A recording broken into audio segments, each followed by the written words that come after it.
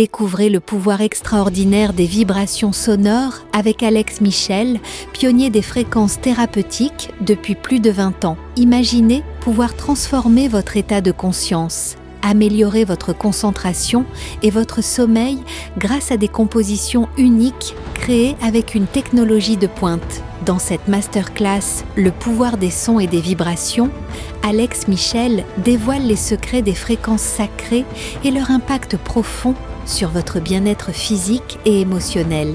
Pour assister à la masterclass, cliquez sur le lien en haut à droite de l'écran ou en description de cette vidéo. Nous sommes tous confrontés à un moment donné à une mauvaise nouvelle ou une envie de bouger, d'être obligé, contraint de quitter notre vie ordinaire, sauf ceux qui désirent de rester, mais au bout d'un moment, l'appel est trop fort. Il va y avoir quelque chose de trop puissant.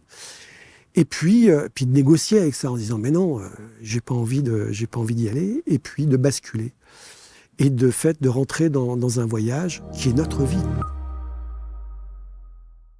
Bienvenue, merci de nous rejoindre pour cette nouvelle rencontre avec mon invité Bruno Laurent installé sur les canapés. On va parler du héros, le voyage de votre vie et d'un documentaire d'ailleurs qui a une résonance et une consonance très très particulière. Si vous avez envie de faire un petit voyage d'introspection, un petit voyage existentiel ou en tout cas vous poser des questions qui peuvent vous aider dans le cheminement de votre vie. On va en parler avec Bruno Laurent qui est installé sur les canapés. Donc bonjour Bruno. Bonjour. Merci d'être avec nous. Héros, le voyage de votre vie, c'est un documentaire donc, que vous avez co-réalisé, coproduit. Vous allez nous faire le pitch évidemment de ce documentaire et puis surtout nous raconter quelle est l'origine de ce documentaire et quelle est sa fonction et sa vocation. Alors vous êtes un jeune retraité, comme on dit, Exactement. en ressources humaines. Qu'est-ce qui vous a conduit un jour à rentrer dans, j'allais dire, quelle résonance il peut y avoir ce documentaire? On est dans du spirituel, on est dans du développement personnel, on est dans quoi? Ouais, c'est peut-être un mélange de tout ça. Ça peut être une approche philosophique, métaphorique. Ouais. On peut l'entrer évidemment dans du développement personnel, ouais. Et puis, en fait, c'est l'idée d'avoir un miroir sur soi. Ouais. Je crois que c'est ça, pour pouvoir trouver. Pour ceux qui le désirent en tout cas, de trouver du sens. Alors je fais ça un peu à l'américaine, parce que c'est quoi du sens, hein, on peut en parler après, mais trouver du sens parfois dans des chemins où on se sent un peu perdu, ou alors quand on est dans les transitions, qu'on veut changer quelque chose. Et donc on peut l'aborder d'une façon métaphorique, on peut l'aborder d'une façon spirituelle, on peut l'aborder d'une façon philosophique. Enfin, c'est vraiment très ouvert. Alors, c'est un documentaire qui fait 52 minutes. On va vous mettre le lien en dessous de la vidéo pour que vous puissiez le regarder. Voilà le visuel qui s'appelle Héros, le voyage de notre vie. On va voir de quelle manière vous l'avez conçu, réalisé avec votre collègue, confrère, ami. Alors, c'est un super pote déjà. Voilà, et puis du coup, associé. Associé, qui s'appelle Christophe Tessier. Christophe Tessier, voilà. Vous avez mis 6 ans à faire ce documentaire. Ouais. Ça a été. Qui en a eu l'idée? Alors, je suis à l'origine de l'idée. Et alors, si je reviens sur l'origine de cette idée, le voyage du héros est quelque chose que j'ai déjà en tête depuis très longtemps déjà. Et j'interviens, j'ai la chance de pouvoir intervenir à l'école de management de Strasbourg, où j'enseigne depuis une vingtaine d'années. Et puis, dans ce cadre-là, il y a des ingénieurs qui font un cycle en management. Et j'ai quelques heures à partager avec ces élèves. Et le cours qu'on m'a demandé d'initier, pour le coup, s'appelle développement personnel. C'est vaste comme sujet. Hein. Puis il y a à boire et à manger là-dedans. Hein. C'est vraiment, il y a de tout, quoi. Je me suis dit, comment aborder ça? Et je me suis dit, ce qui serait bien, c'est justement d'avoir la possibilité de le faire à travers ce fameux voyage du héros de Campbell. Ça m'est revenu comme un boomerang parce que ça m'a déjà été très utile de par le passé. Et là, je me suis dit, mais c'est peut-être le bon moment de pouvoir en parler. Alors, tout le monde n'est pas au courant de qui est Campbell. Ouais. Et qu'est-ce que le voyage du héros de Campbell? Alors, en fait, tout vient de là, en fait. Hein. Campbell est un anthropologue américain. Il est né en 1901, donc c'est un contemporain. Il est mort dans les fin des années 80. Et puis, il s'est posé la question un jour, mais comment se fait-il que des civilisations qui ne se sont jamais côtoyées racontent les mêmes histoires? Parce qu'en fait, les histoires sont carrément universelles. Alors évidemment, là, il y aura peut-être un dragon, là, il va peut-être y avoir autre chose. Et il s'est tellement bien intéressé à ça qu'il a compris que ces histoires non seulement sont universelles, mais nous parlent. Et il a réussi à établir une douzaine d'étapes que nous vivons tous plus ou moins fortement dans nos vies. C'est-à-dire, en fait, il a compris que ces histoires que nous racontons sont là, comme nos contes, pour nous donner les moyens de mieux comprendre le monde autour de nous, tels les enfants quand ils entendent les histoires que leurs parents racontent. C'est en fait une synthèse au travers de 12 histoires de l'existence d'un être humain. Alors, 12 étapes Ouais. de la même existence, voilà. Ouais. Alors, lui, il a été très loin dans l'ouvrage qu'il a rédigé, qui s'appelle le monomythe, le héros aux 1001 visages. En fait, il parle du monomythe, le héros aux 1001 visages. C'est un livre intéressant pour les passionnés. Sinon, au livre de Chevel, on peut s'endormir. Oui, c'est ça, c'est pointu. Ouais. Alors moi, je l'ai dévoré. Et bon, après, il faut apprécier. Alors, il va parler de Moïse, il va parler de Bouddha, il va parler de grands personnages comme ça. Et puis, démontrer à travers cette approche que l'on peut voir d'une façon anthropologique, philosophique, métaphorique, que nos histoires sont construites pareilles. Et que c'est plus un voyage intérieur qu'un voyage... Alors, c'est les deux, extérieur et intérieur. Et puis on retrouve ça dans nos contes, les contes de Perrault, Andersen. Et puis il y a un deuxième personnage qui rentre en ligne de compte là, dans cette histoire, c'est Christopher Vogler, qui est un scénariste américain, et qui lui s'accapare en fait ce livre et le ramène sur un livret que les scénaristes américains vont s'emparer pour pouvoir utiliser cette trame pour créer des films. Et s'il y en a un qui a su l'utiliser pleinement, c'est George Lucas, avec Star Wars. En fait, il le dit lui-même, je ne sais pas écrire les scénarios correctement, il était à la peine, et puis il a lu et s'est inspiré de Campbell, à un tel point d'ailleurs que quand Star Wars, le premier, est sorti, le 4, je ne sais plus lequel numéro c'est, pardonnez-moi si... Pardonnez-moi, tout est à l'envers. Ouais. Il avait invité Campbell, et on peut trouver sur YouTube, je crois qu'il y a encore l'extrait, où on le voit en train de remercier Campbell, parce que ça lui a donné, impulsé évidemment, l'aspiration complète qui fait qu'encore aujourd'hui on en parle. Saviez-vous que la qualité de votre relation avec votre mère détermine votre vie affective et que celle avec votre père conditionne votre vie sociale, professionnelle et même financière? Ce ne sont pas que des idées symboliques ou spirituelles, c'est une réalité énergétique, émotionnelle et je dirais même presque cellulaire. Tant qu'il y a du conflit, du rejet, de la tristesse ou du non-dit envers vos parents, votre vie reste bloquée dans certains domaines. La constellation intégrale, 100% constellant, est un format unique que j'ai créé pour aller libérer ces racines invisibles. Nous allons travailler profondément la relation à la mère, puis au père, au travers de sessions puissantes, incarnées et transformatrices. C'est une traversée qui vous reconnecte à votre puissance intérieure, vous ouvre à la paix en vous sert à fluidifier vos relations et vous redonne les clés pour reprendre votre juste place dans votre vie. J'aurai le plaisir de vous faire vivre cette expérience unique et inédite, profonde et réparatrice, une journée intense, précieuse pour vous, pour vos enfants et pour tout ce qui dépend encore de votre histoire familiale. Je vous invite à retrouver toutes les dates, les villes et les lieux sur abctalk.fr. J'ai hâte de vous retrouver pour une expérience inédite et mémorable.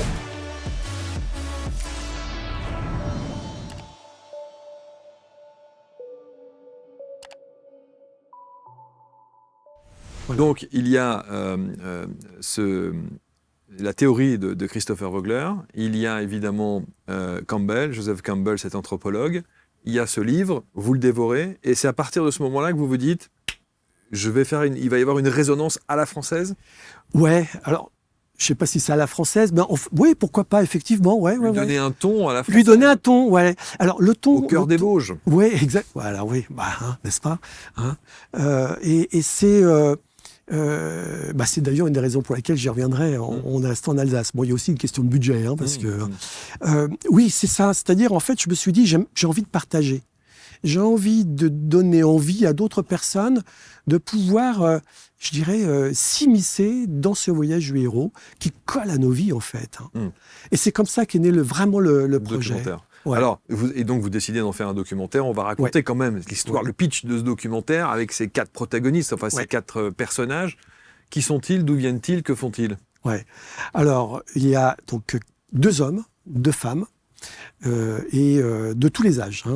À l'époque, quand on a filmé, parce qu'on a démarré en 2016, il y a Donc, ça va en gros d'une vingtaine d'années entamées à 70 ans, à peu près, hein, ce panel-là. C'est un choix qu'on avait. C'est le spectre de la vie. Hein. C'est le spectre de la vie, des histoires différentes et des histoires très intéressantes d'ailleurs. C'est aussi pour ça qu'on les a retrouvées. Et puis, ce qu'on a fait avec ces 4 personnes, nous les avons invités à parler de leur vie, en sachant que cette personne-là ignorait comment nous irions décomposer, évidemment, leur vie en étapes. Donc, raconter tout ça. Et alors, pour les trouver, c'est des relations, c'est un casting un peu... sauvage. Un peu sauvage, quoi, voilà. Tu connais pas quelqu'un? Ben oui, tiens, on pourrait peut-être voir là, et puis voilà. Et ça s'est fait comme ça. À l'origine, ce film, qui devait être beaucoup plus long, on avait d'autres personnes qui s'intégraient. Si c'était que, on y reviendra peut-être, il a fallu qu'on le réduise et puis qu'on a été obligé malheureusement aussi de couper. Donc il y a ces 4 personnes qui racontent 4 vies différentes et on essaie de démontrer que les étapes sont les mêmes. Comme l'a pu le décrire. Comme le décrit Campbell.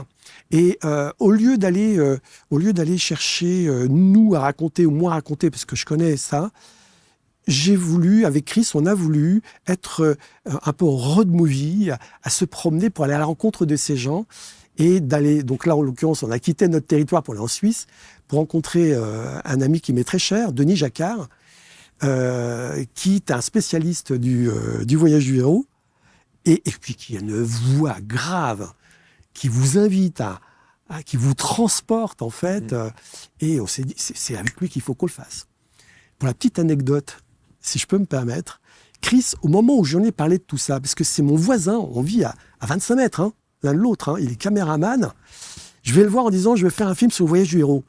Au début, il m'a regardé avec des yeux de merlan frit, quoi. Il en avait entendu parler, mais c'est quoi le truc? Et puis on partait sur l'idée pour mes étudiants, faire un truc d'une pastille de 25 minutes ou 30 minutes. Ce qui est déjà beaucoup. Ce qui est déjà énorme. Bien sûr. Et puis, quand on s'est retrouvé en Suisse, qu'il monte la caméra et qu'il entend Denis parler du voyage du héros, à un moment donné, je sentais qu'il y avait quelque chose qui se passait derrière. Je me suis retourné et il était complètement pris dans ce qui se passait, quoi. Puis c'est là, c'est lui qui a dit après, non, là, faut faire plus long, là. Donc vous allez sélectionner 4 personnes, 2 hommes, 2 femmes, chacun en mode interview, et chacun raconte leur vision de la vie. Exactement. Alors, il y a une particularité, je ne suis pas journaliste, et les questions que j'ai posées sont des questions dites narratives. J'ai eu la chance d'avoir été formé par le docteur Julien Bedbez à l'approche narrative, qui est une école, alors pour une fois, ce n'est pas américain, c'est australien et néo-zélandais. Et j'ai été formé par lui. L'approche narrative, ce n'est pas tant ce que nous avons vécu que nous retenons, mais l'histoire que nous en faisons. Et qui va très bien, évidemment, avec le principe du voyage du héros. Et c'est une école, en fait, thérapeutique, l'approche narrative, entre autres, et qui est une belle invitation à l'hypnose dite conversationnelle. Et donc, les personnes sont entrées dans un état de conscience modifié dans la conversation. Dans la conversation. Ce qui a rendu les témoignages... Ils le savaient, bien évidemment, avertis, oui, en toute connaissance de cause. Même certains de dire, je ne m'imaginais pas raconter ça. C'est-à-dire, non pas qu'ils ne voulaient pas, simplement une connexion différente encore par rapport à leur mémoire, leur au pluriel, mémoire au pluriel, et par rapport à la façon de raconter les choses. Et ça a été des moments extraordinaires, en sachant que, bien évidemment, avant la diffusion du film, la permission, on l'a projeté avant pour pouvoir leur faire découvrir, pour respecter ces personnes, évidemment, leur témoignage. La trame du documentaire, qui, je rappelle, s'appelle Le héros, le voyage de votre vie, on met le lien en dessous pour que vous puissiez, bien sûr, le visionner, le regarder. Il est difficile à trouver, je ne vous cache pas. Oui. Ouais. Il faut que j'explique pourquoi. C'est-à-dire que à l'origine, nous avions... Alors, à l'origine, 2016, l'idée était de faire un film pour le cinéma. C'était vraiment notre souhait, surtout que là, à ce moment-là, les documentaires passaient plutôt bien. Il y avait Cyril Dion qui avait passé un film Sur l'écologie. sur l'écologie qui était très marquant, que j'avais trouvé d'ailleurs bouleversant et vachement interpellant, quoi. Et puis on était un peu dans ce move en se disant ouais, on va peut-être pouvoir faire quelque chose comme ça. Et le Covid s'est pointé. Et le Covid a tout remis en cause. Et donc, du coup, dans 90 minutes à peu près que nous voulions faire, on est revenu sur un 52 minutes à la destination de la télé. Et on est des petits, nous, hein, on n'est pas connus. Voilà, donc, c'est un calvaire, une course incroyable, un voyage héroïque bien sûr, pour pouvoir obtenir quelque chose. Et de fait, ce qui est rigolo, c'est qu'on se retrouve à diffuser dans les salles de cinéma. Celles qui sont intéressées. C'est toujours des petites salles de cinéma c'est des indépendantes. salles, c'est des indés, et puis ou alors c'est des salles de spectacle voilà, ou alors ce sont des entrepreneurs, par exemple des cercles d'entrepreneurs qui veulent l'utiliser pour pouvoir débattre après. C'est l'Alliance française qui l'a par exemple diffusé aussi à Strasbourg.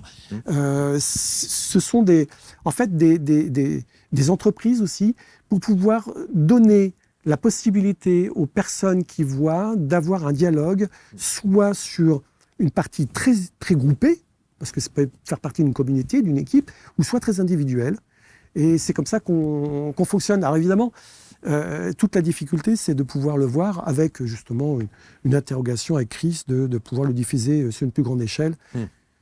À voir après comment on va... À voir après, opérer, ouais. voilà. Alors ce documentaire, on a quand même envie de savoir, parce que l'idée, évidemment, part de ce principe de Campbell qu'on a évoqué tout à l'heure, mais pour quel but? Quel est le sens? Quel est le message? Quelle est la trame? Qu'est-ce que vous cherchez à... D'abord, est-ce que vous cherchez à démontrer quelque chose?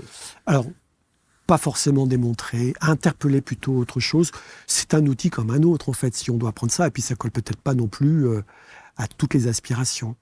Ce qui est important à travers ça, et c'est les questions que nous avons entendues. Ça a suscité des questions et des réactions. Et d'une richesse inouïe. Qui est parce que ça interpelle en disant dans quelle étape est-ce que je peux être moi, où est-ce que je me situe à travers ça. Donc il peut y avoir des questionnements par rapport à ça, parce que si on doit reprendre alors on n'a pas fait les 12 étapes parce que c'est très riche. On a ramené sur 5 étapes essentielles. Pour faire très court, il y a la vie ordinaire, je pourrais peut-être développer après, hein. Il y a la vie ordinaire, et puis il se passe quelque chose. Et à travers ça, donc, il va falloir y aller. En général, il y a du déni. On ne veut pas y aller. Dans la nouvelle, le changement qui va nous arriver. Et puis, il y a un mentor, très souvent un mentor qui revient, mais je reviendrai sur cette notion-là. On passe un seuil. Et puis, quand on a passé le seuil, c'est comme un pont qui s'écroule derrière. La vie qu'on avait avant ne peut plus revenir. On part dans l'inconnu. Et dans cet inconnu, il va y avoir des tas de défis. Et puis, dans les défis, les problèmes qui existent sont là pour nous faire grandir. C'est aussi terrible que ça puisse être, quoi. Hein. Pour arriver à l'objet de notre quête, de ce que l'on désire, et dès lors qu'on désire, il y a des ennuis. Et quand on a atteint ça, de revenir riche d'une quête et de revenir dans une vie dite ordinaire, si c'était que nous-mêmes, nous avons changé. Et ce qui est assez étonnant, je vais être très, très honnête, je n'ai pas vu le documentaire parce qu'il n'était pas disponible à l'instant où on enregistre l'émission, mais la question que je me pose, c'est, puisqu'on parle de trame commune entre une personne qui a 20 ans et une personne qui a 77 ans, c'est assez fou de se dire que le cheminement est le même. Oui, en fait, c'est l'humanité. C'est ce qui existe depuis toujours. Même si nos histoires sont bien évidemment différentes, même si nous-mêmes, nous percevons les choses différemment, nous sommes tous uniques. Uniques. Si c'était que cette vie que nous avons va être traversée par c'est ce que démontre Campbell, par ces mêmes étapes.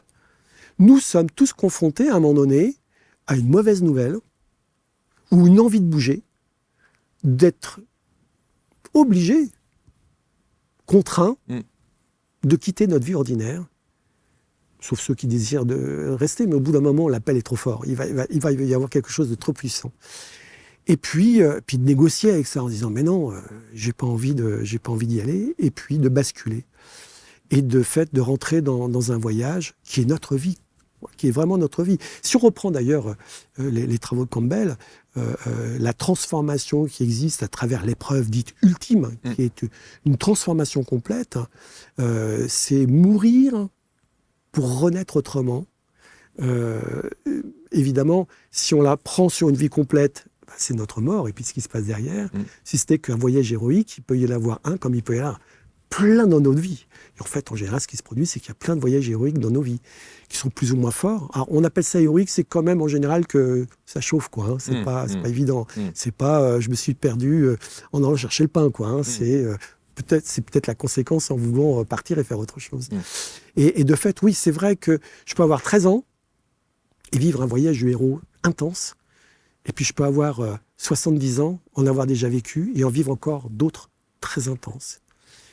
Ça peut être licencié, divorce, une maladie annoncée, une rupture au travail, une volonté de changer. Il peut y avoir un mix de tout ça d'ailleurs, hein, un mélange de tout. Hein. Il y en a qui n'ont pas de bol et il y a tout qui arrive en même temps. Et tout ça sont justement les éléments clés d'un voyage héroïque.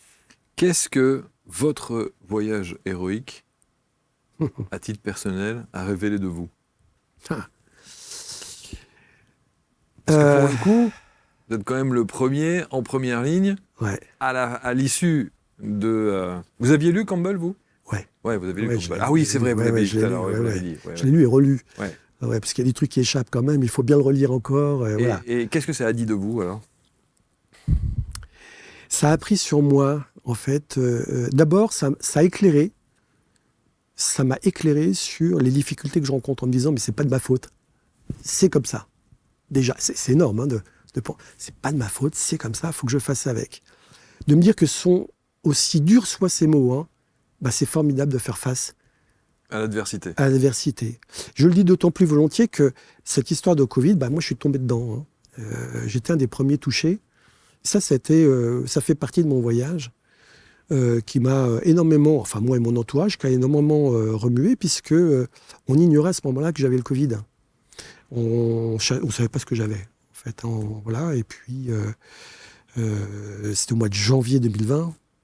Je suis rentré à l'hôpital fin février et on a vu que j'avais une maladie. Ça a mis du temps pour trouver une maladie auto-immune. On a su après que c'était le Covid qui déclenchait tout ça, donc sous oxygène. J'ai eu de la chance, j'étais pas avec le tubage, mais j'étais je perdais 1 kilo par jour en fait. Donc un voyage terrible puisque du lourd puisque ma voix est esquintée aujourd'hui, les cordes vocales ont été touchées. J'ai réappris à utiliser mes mains, mes pieds. Encore aujourd'hui, j'ai des séquelles. Sans rentrer dans tout le détail, ça a été très dur. En fait, j'étais en train de claquer sur mon lit d'hôpital. Et ce film a été d'une utilité que je ne soupçonnais même pas. Et on m'a dit, waouh, mais t'es dans quelle étape là ? T'en es où ? Qu'est-ce que tu fais avec ça ? Qu'est-ce que t'es en train d'apprendre de toi là en ce moment ? Si tu t'en tires, qu'est-ce que tu vas en faire ? Qu'est-ce qui est vachement important, qui compte pour toi dans ta vie ? C'est dans ces moments-là qu'on se rend compte que les proches sont les plus importants d'ailleurs. Bien sûr. Alors il venait me voir, m'habiller en cosmonaute une fois, vous voyez. Quand je suis sorti de l'hôpital, parce qu'il fallait sortir à un moment donné, il y avait tellement de monde qui arrivait, je suis parti en fauteuil roulant puisque je ne pouvais plus marcher. Le film collait parfaitement en fait avec ce qui m'était arrivé. Moi, ce qui me surprend aussi beaucoup, c'est le laps de temps entre le tournage et ce qui vous arrive. Ça colle. Ça colle complètement. C'est ça qui est complètement. Comme par hasard, c'est dans la foulée. On démarre en 2016. On démarre en 2016. Bon, il y a toute l'écriture, la préparation, et puis arrive ça en 2020. En plus, confinement, bloqué, et puis moi pas là, et puis je pouvais même pas parler. Et vous faites tout de suite le rapprochement, vous avez tout de suite la réflexion, vous avez tout de suite le recul, malgré la maladie, la souffrance et les difficultés, avec ce que vous veniez de faire dans le film ? Alors c'est pas venu comme ça. Bien sûr. J'étais en train d'emballer avec les douleurs, voilà. Si c'était que alité à l'hôpital, je me disais mais bon sang, mais et ça donne des idées encore en plus. Ça vous donne de nouvelles perspectives. Et c'est ça aussi qui est bien, c'est que la notion de partage que je désire était renforcée avec ce que j'ai vécu. Et en toute modestie, évidemment, je n'ai pas la prétention de donner des leçons.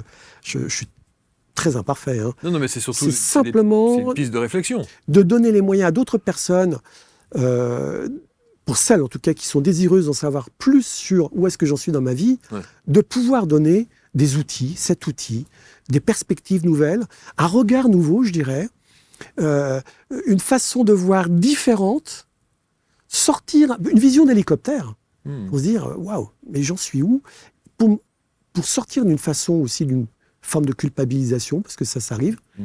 La culpabilité peut être utile, mais enfin, quand elle devient trop grosse, c'est stérile. De se dire, quelle est ma place? Est-ce que je suis utile aux autres?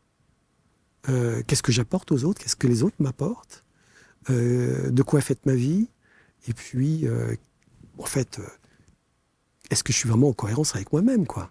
C'est abyssal, hein, comme questionnement. Ouais, c'est pour ça que si on revient aux premières questions, elles peuvent être abordées d'une façon très philosophique, pratico-pratique dans la vie du... C'est très, très, très vaste. Nous, on a essayé à travers le film d'être quand même pragmatique. Vraiment, c'est ce qu'on a voulu aussi. Alors, quand vous vous retrouvez face justement à l'adversité, aux difficultés, et notamment à la maladie même ponctuelle, j'ai envie de dire que dans votre malheur, vous avez le temps de réfléchir à ça. Oui. Et que cette maladie aussi, cette immobilité imposée, vous donne le temps de prendre le temps de réfléchir, de vous poser et donc de faire le raccourci avec le documentaire que vous avez produit. Oui. Pour quelqu'un qui est dans le tout venant de tous les jours, à une vie à 100 à l'heure, même s'il regarde le documentaire, est-ce qu'il va quand même prendre le temps à un moment donné? Est-ce qu'il faut qu'il se prenne un mur ou une porte pour commencer à se poser la question? Les deux, mon capitaine. Eh oui. Il y en a qui continuent à vivre à 100 à l'heure et qui n'ont pas forcément toujours compris ou ne veulent pas forcément comprendre, et on ne peut pas leur reprocher. Hein. Bien sûr, chacun est libre, hein, bien sûr. Chacun est libre, et puis, voilà, et puis il continue comme ça, et puis jusqu'au jour où, pam, il se passe un truc. Hein. Le burn-out, la mauvaise nouvelle, ou quelque chose qui titille, et puis on se dit, mais il faudrait peut-être quand même que je trouve autre chose. C'est vraiment en se disant, et c'est là où le mentor peut intervenir. C'est là où il y a des... Alors, un mentor, c'est pas forcément le vieux sage. Hein. Ça peut être une idée, une musique, un son, un dialogue avec soi-même. C'est multiforme. Il y a un truc qui se fait que... Mais attends, mais arrête. Arrête. Quand vous vous êtes posé ces questions, qu'est-ce que ça a changé, du coup, pour vous, après? Tout. Enfin, j'exagère un peu, mais le tout... j'étais déjà sur une lignée, sur une ligne de vie qui était vraiment, qui est vraiment très belle. Ça... En fait, la grande leçon que j'en ai tirée, c'est que malgré les handicaps que j'ai maintenant, même si on ne le voit pas là, hein, comme ça, hein, je suis sorti grandi. Et dans la notion du grandi, parce que moi j'étais incapable de tenir une plume. Hein. Rien que ça, ce geste-là, je savais même pas le faire. Tenir debout, c'était une horreur. Hein. Oui, mais vous dites sorti grandi. Et donc, je suis sorti. Ouais, je suis esquinté physiquement. Il y a des parties de moi qui clochent. Si c'était que ça m'a donné un pep, hein, un moral tellement puissant. C'est dur à expliquer, hein, de mettre des mots parfois sur ce qu'il y a. D'abord parce que je suis heureux d'être en vie déjà, hein, quand même sympa. Hein. Et puis de se dire waouh, mais c'est ça en fait, un voyage aussi héroïque. Pas que, hein.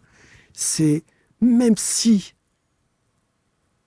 tu as des problèmes physiques, tu peux faire quelque chose de formidable, que rien ne peut t'empêcher d'aller au-delà de ce que tu veux même, de ce à quoi tu veux te connecter. Et moi, ma connexion la plus profonde que je peux avoir, c'est cette envie de partager. Vraiment. J'adore ça, quoi. Hein. Mais c'est la maladie ou c'est le film qui vous donne d'un seul coup envie de partager? L'ensemble. L'ensemble. En fait, c'est plein d'ingrédients qui viennent, hein, qui s'accumulent. Ouais. Puis pop, il y a un truc qui se fait, quoi. Hein. Non, je l'avais déjà avant. Bien évidemment, je l'avais avant. Je l'avais même avant l'idée du film. C'est quelque chose qui me plaît. Je dirais que c'est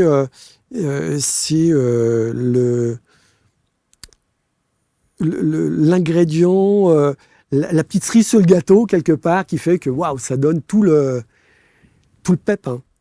Si c'est à recommencer... Ah non. Bon, évidemment, c'est facile à dire, hein, je vais pas, hein, mais sans hésiter. Franchement, sans hésiter. Est-ce que ça veut dire aujourd'hui, après avoir produit ce film, vu ce film, vécu ce film, et puis cette étape importante de votre vie au travers de la maladie, est-ce que ça veut presque dire que vous pouvez aujourd'hui dire que vous pouvez faire face à tout? Je crois pas. Non, je crois quand même pas. D'abord parce que je sais pas.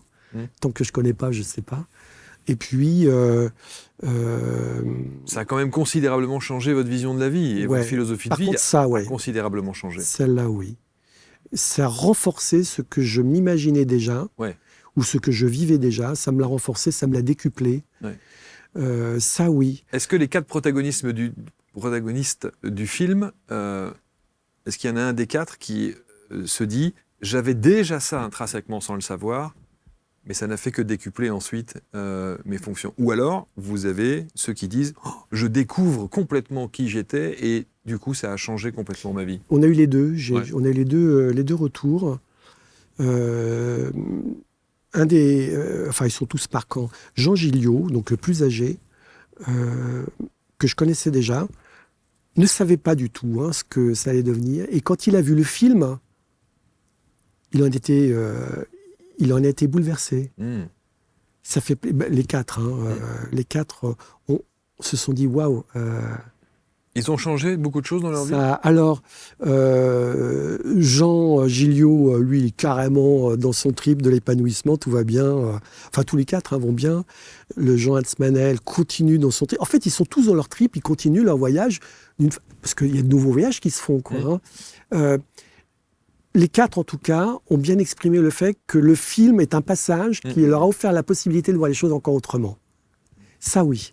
Voir les choses autrement ou une transition radicale? Plutôt. Alors, radical, non, je ne pense pas que ce soit forcément radical. Parce que ça n'a pas été radical pour vous, pour le coup. C'est pas une transition radicale. Non, c'est pas bam, comme ça. C'est ça. C'est une évolution, c'est une progression. D'autant que l'idée, à travers ça, voilà, c'est on met un pied devant l'autre, quoi. Bien sûr. On avance comme ça. Et donc, c'est pas radical. Ce qui n'empêche que même en changeant ou même à travers cette transition, il y a quelque chose qui se modifie. On se connecte à d'autres choses qui sont d'ailleurs très personnelles après, qui tend quand même à un épanouissement ou une cohérence, être en cohérence avec soi. Voilà, je dirais que c'est ça. Ce qui est déjà, vous vous rendez compte, c'est énorme. Non, mais c'est déjà énorme. Vous avez des gens qui cheminent toute une vie qui n'arriveront jamais à être dans la cohérence. Justement, j'ai une gamine de 14 ans, on demande déjà ce qu'elle veut faire comme métier ou quelles sont les projections à 14 ans. Et puis vous en croisez, ils ont 50 piges, ils ne savent toujours pas. Donc, bien sûr. Et ils se demandent pourquoi est-ce qu'ils ont fait ça, et pourquoi ils ont choisi cette carrière, et pourquoi ceci, et pourquoi cela. Oui, en général, c'est pour répondre aussi aux besoins des parents, les injonctions classiques, etc. Et puis, il y en a qui, on dit la crise de la quarantaine, est-ce que c'en est une? C'est pas tous à la cinquantaine qui se disent, mais maintenant que j'ai donné tout ça, est-ce qu'il n'y a pas autre chose à entreprendre? Et dans le voyage du héros, et dans les salles de cinéma où nous étions, il y a eu ce genre de questions. Je suis dans une transition. Et là, il faut apprendre à s'écouter. Et bon sang, qu'est-ce que c'est dur. C'est pas toujours aussi simple. Cette petite voix intérieure qui vous susurre un petit truc à l'oreille. Mais vas-y. Et puis qu'on ne veut pas écouter, quoi. Non, mais c'est-à-dire qu'on confond souvent ce qui est l'ordre de l'ego et de l'intuition. Oui.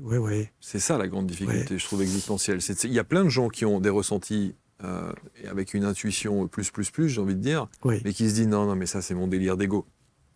Donc je ne vais pas faire. Alors que c'est une vraie intuition, pour le coup. Ouais.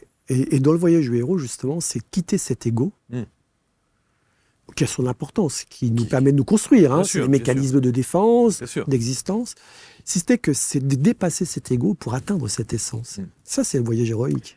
Dans la préparation de l'émission et dans ce qu'on appelle la fiche de production, où vous donnez toutes les informations, vous parlez de votre fils.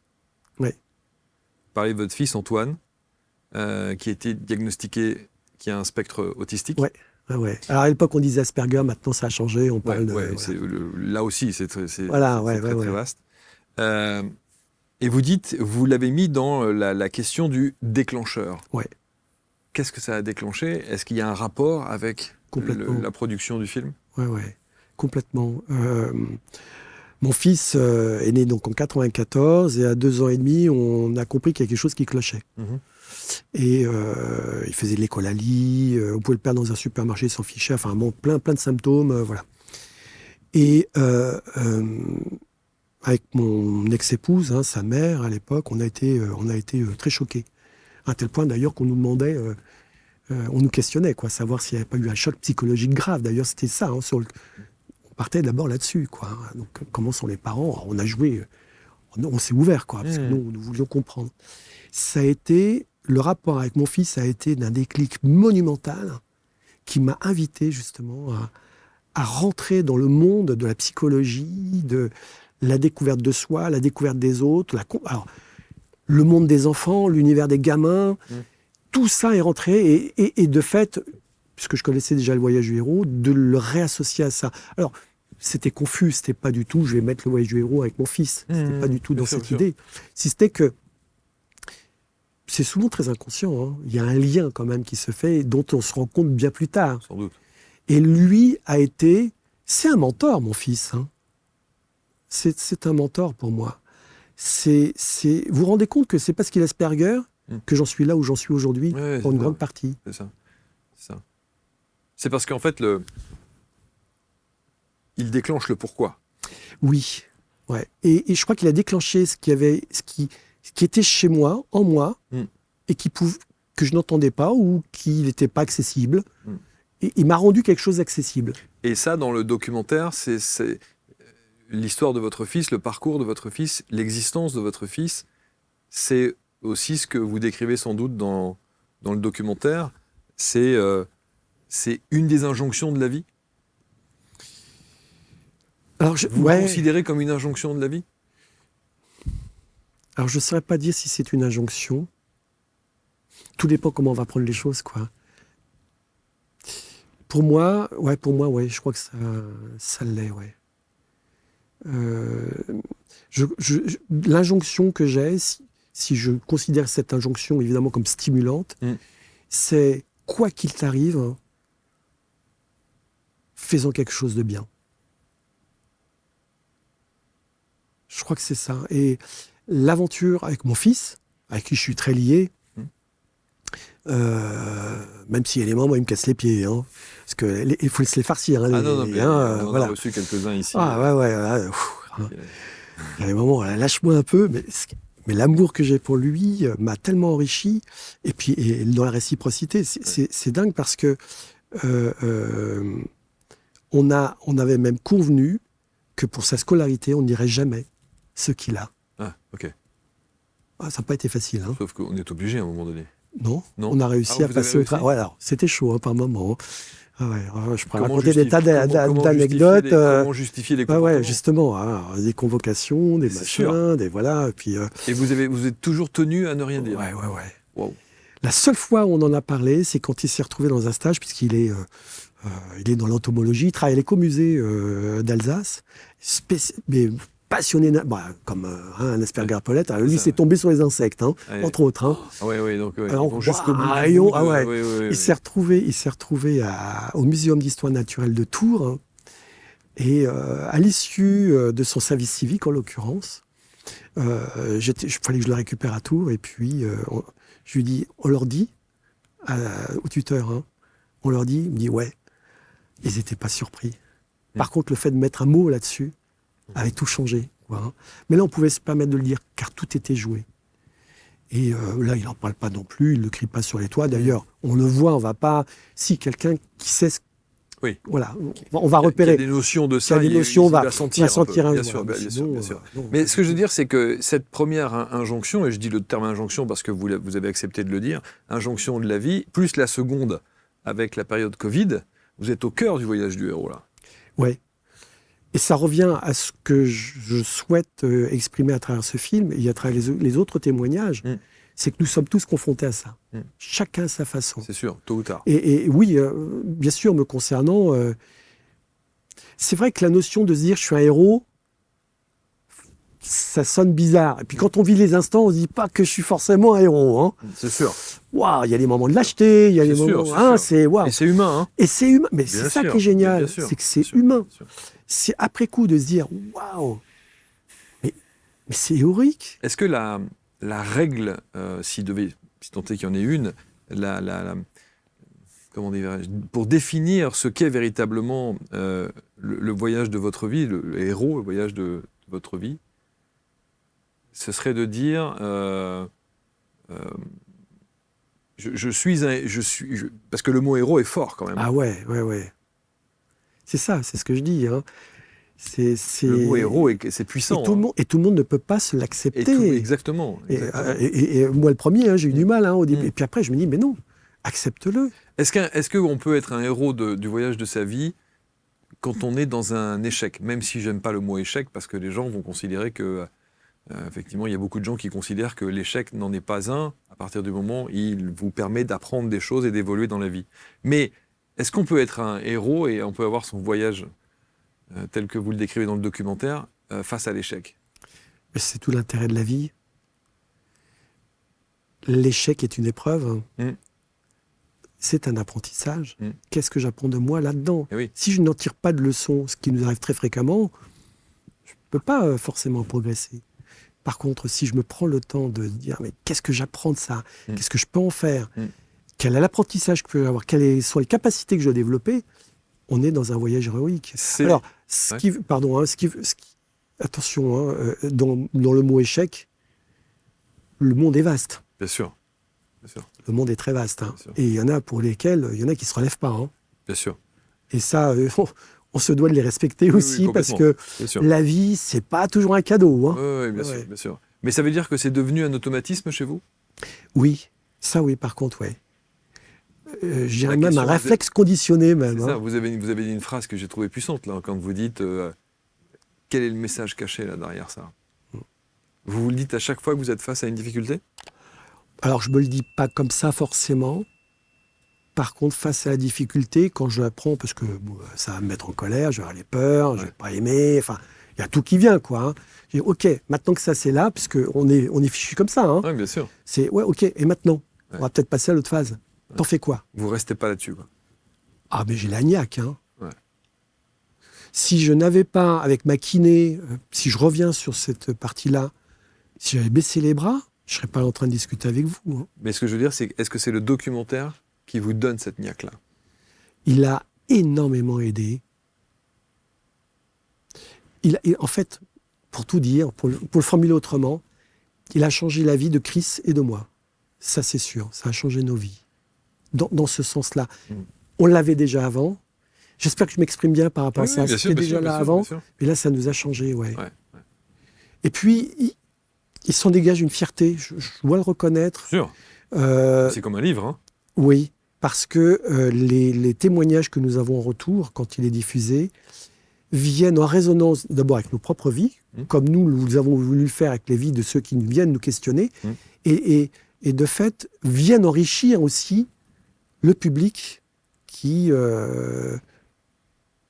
pour certains d'entre eux, on a eu des retours, mais vraiment super, quoi. Mais c'est là où ça a été en fait, le film devient un déclencheur. Ben, bien sûr, un mentor qui... à partir du moment où vous allez impacter la vie des gens au travers soit d'un livre, d'un documentaire, d'une chanson, enfin peu importe, c'est quand même très puissant. Ouais. Et là, c'est des moments d'échange forts. Comment on fait, là? Comment on fait pour voir ce film? Alors... Parce que c'est bien beau, on parle d'un film. Je crois que c'est la première fois que je fais une émission où je parle d'un truc que j'ai pas vu ou pas lu. Donc, en plus. Je l'ai pas vu, mais c'est effectivement, on comprend déjà le principe. Avec Chris, donc on est en train de voir. Ce qui pourrait être bien, c'est qu'il puisse être... Là, je devais être encore en forme, là. Là, ça l'est encore. Oui, parce qu'on est en sidecar. Et on est en train de voir avec Chris la façon de pouvoir l'ouvrir le plus largement possible. Ah oui. Pour faire ça. C'est vrai que nous avions l'espoir. C'est un coût. On a de l'argent. Bien sûr. Nous avions l'espoir aussi, naïf, probablement, de pouvoir avoir un petit retour sur investissement, au pouvoir... Je crois que là, on va oublier. Donc, on est en train de voir pour pouvoir l'offrir largement. Vous avez investi en vous, pour les autres, pour l'humanité, aussi. On va dire ça, Ouais. Mais oui, c'est Colibri. Oui, Colibri, voilà, un petit geste. Colibri. Mais c'est toujours, je trouve que c'est toujours intéressant. Écoutez, moi, je sais pas Évidemment, d'abord, merci de la confiance que vous nous accordez pour vous livrer comme ça, à raconter votre histoire, et parfois avec évidemment des passages de votre vie privée. Et c'est toujours intéressant de voir de quelle manière vous avez réussi et quelle est la résonance que peut avoir le documentaire que vous avez produit sur votre vie. Moi, j'aimerais bien qu'on le diffuse sur la chaîne. Avec plaisir. Et qu'on en fasse un ciné-débat, comme on avait déjà eu l'occasion de faire il y a quelques temps. Ça fait très longtemps qu'on en avait fait un. Oui. Qu'on puisse se retrouver ici en plateau, qu'on puisse en discuter et débattre en interactivité avec ceux et celles qui auront vu le film. Ce serait super. Moi, je suis partant. Hein. Réfléchissons à ça. Vous savez que dans une émission ou dans un documentaire, il y a toujours, ou un film, il y a toujours ce qu'on appelle un clem, qui est une phrase d'accroche. Quelle est la phrase d'accroche que vous aimeriez donner à ceux et celles qui nous regardent pour leur suggérer de regarder le film et de se plonger dans ce documentaire pour voir à quel point il a une résonance? Question piège. Quelle est la belle phrase d'accroche? Chaque pas te parlera. C'est ce qui me vient. C'est du spontané, hein, c'est raisonné à haute voix. Et c'est le plus intéressant et le plus intelligent, on va dire. Chaque pas te parlera.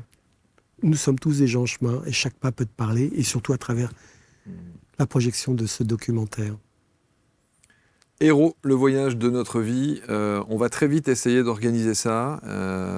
Et puis, si tant est qu'on ne puisse pas le faire pour X raisons, en dessous de la vidéo, on va mettre un lien pour essayer si vous avez une plateforme autre quelque part, que les gens puissent le visionner au plus vite. Merci en tout cas.